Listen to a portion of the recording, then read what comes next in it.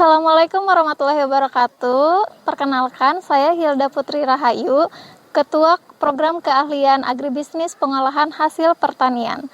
Dan selamat datang di SMK Negeri Cipatujah. Selamat datang di Agribisnis Pengolahan Hasil Pertanian SMK Negeri Cipatujah. Di sini adalah lab untuk praktikum dan juga untuk kegiatan teaching factory. Teaching Factory merupakan kegiatan pembelajaran yang dilakukan oleh peserta didik untuk memenuhi pesanan baik dari secara kompetensi maupun pesanan di masyarakat ataupun industri. Di APHP ini kami mengembangkan produk rumput laut sebagai ciri khas dari sekolah kami. Produk tersebut kami buat menjadi berbagai macam produk berupa es krim, roti, selai, dan juga bakso rumput laut. Produk tersebut menjadi ciri khas dari sekolah kami karena kebanyakan APHP belum memproduksi produk rumput laut. Assalamualaikum warahmatullahi wabarakatuh. Perkenalkan, nama saya Cecep Tendi Effendi. Saya adalah guru produktif pada konsentrasi keahlian agribisnis pengolahan hasil pertanian di SMK Negeri 1 Cipatujah. Teaching Factory adalah model pembelajaran yang diterapkan pada konsentrasi keahlian agribisnis pengolahan hasil pertanian, khususnya pada fase F kelas 11. Model pembelajaran yang kami terapkan itu meliputi beberapa elemen, yaitu produksi olahan hasil hewani, produksi olahan hasil nabati, produksi olahan hasil perkebunan dan herbal, dan juga pada elemen-elemen lainnya. Berikut adalah proses pembuatan roti rumput laut. Pada kesempatan kali ini, kami akan menampilkan video pembelajaran pada elemen produksi olahan hasil nabati. Dengan produk yang akan diproduksi adalah roti manis isian selai rumput laut dan juga isian coklat. Alur pembelajaran yang kami terapkan di sini meliputi satu, persiapan peserta didik, di mana peserta didik kita persiapkan. Biasanya persiapan ini kita lakukan di luar ruang produksi. Pertama, kita berdoa dulu, kemudian mengecek kehadiran, mengecek APD, dan kesiapan peserta didik itu sendiri. Setelah itu, peserta didik masuk ke ruang produksi. Nah, di sana kita briefing mengenai pesanan, karena di sini pada produk hasil nabati kita sudah mendapatkan beberapa pemesan, yaitu dari warung-warung sekitar, kemudian dari kantin sekolah, dan juga Besmart yang dimiliki oleh konsentrasi keahlian bisnis daring dan pemasaran. Setelah itu dilanjutkan dengan pembagian job sheet sebagai pedoman pada saat peserta didik melakukan produksi. Setelah dibagi job sheet, kemudian peserta didik kita bagi menjadi beberapa kelompok atau beberapa divisi sesuai dengan tahapan produk yang akan dibuat dan menempati bagian sesuai dengan urutan pengolahan. Berikut adalah tahapan produksi roti manis pada model pembelajaran Teaching Factory. Maka model pembelajaran yang diterapkan adalah model pembelajaran berdasarkan by order atau berdasarkan order. Satu, pengambilan bahan dan alat. Dengan melihat job sheet, jadi mereka satu persatu itu menceklis alat yang dibutuhkan. Dan kalau misalkan bahan sudah selesai ditimbang, itu nanti di job sheet itu diceklis, tidak terjadi double dalam pemilihan bahan. Setelah bahan ditimbang, peserta didik lalu melakukan proses pencampuran dan pengadukan, di mana proses ini sangat penting sebagai tahapan dari proses produksi. Nanti bahan-bahan yang kering dimasukkan ke dalam mixer, kemudian dicampur dulu dengan kecepatan speed 1 atau 2 menit. Nanti bahan basah ditambahkan seperti telur dan air. Kemudian untuk air ini kita campurkan secara sedikit demi sedikit. Pengadukan ini dilakukan selama kurang lebih 40 menit. Tujuan pengadukan yaitu untuk menciptakan supaya tekstur dari adonan itu lentur, di mana kelenturan ini nanti bisa untuk mempertahankan karbon dioksida supaya tidak keluar pada saat pengembangan. Setelah pencampuran selesai, dilakukan dengan pengistirahatan adonan. Tujuan pengistirahatan adonan ini adalah supaya roti nanti yang dihasilkan lebih lentur. Ini biasanya dilakukan selama 10 atau 15 menit. Kemudian setelah itu kita melakukan rounding. Rounding yang dilakukan adalah dengan cara menimbang bahan ya sesuai dengan jumlah gram yang dibutuhkan.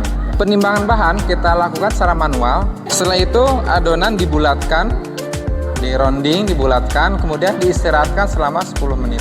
Proses berikutnya yaitu molding, di mana molding ini bertujuan untuk mengisi bahan isian. Untuk mengisi bahan isian yang ditambahkan adalah ada selai rumput laut, kemudian ada coklat, dan mungkin bisa dengan bahan-bahan lainnya seperti pisang, keju, atau selai kacang hijau, atau bahan-bahan yang lain yang mungkin akan ditambahkan ke dalam adonan roti.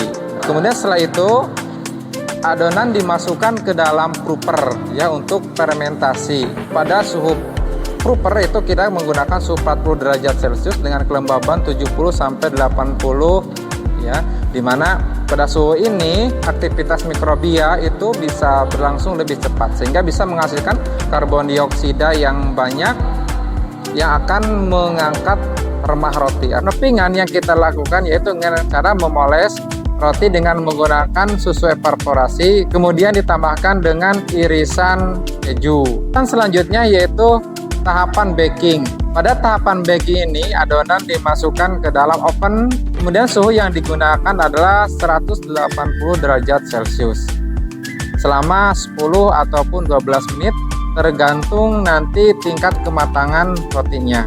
Setelah itu roti didinginkan untuk proses pengemasan.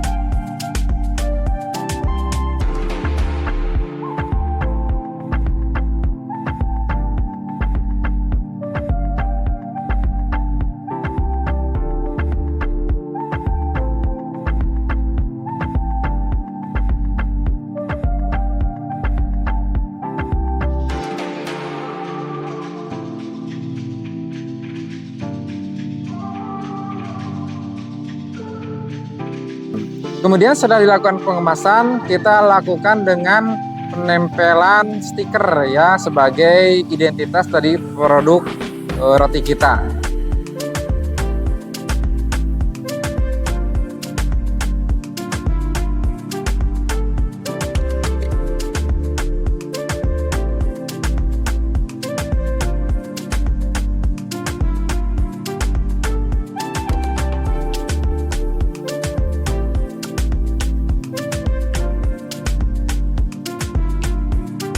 Tahapan berikutnya adalah roti ini masuk ke tahapan quality control.